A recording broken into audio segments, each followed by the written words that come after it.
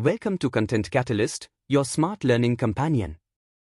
Today, we are diving into Microsoft SQL Server, one of the most powerful database systems used worldwide in businesses, research, and web applications.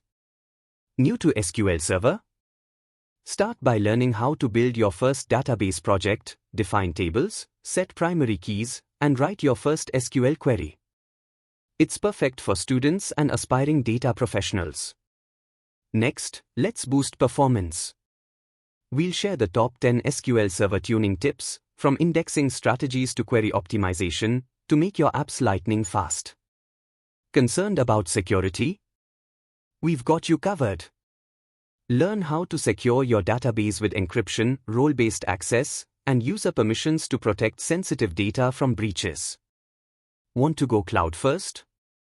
We'll show you how to get started with SQL Server on Azure, ideal for modern projects where flexibility and scalability matter. And finally, automate your workflows. Using SQL Server Agent, jobs, and stored procedures, we'll teach you how to automate routine tasks and make your database run like a well-oiled machine.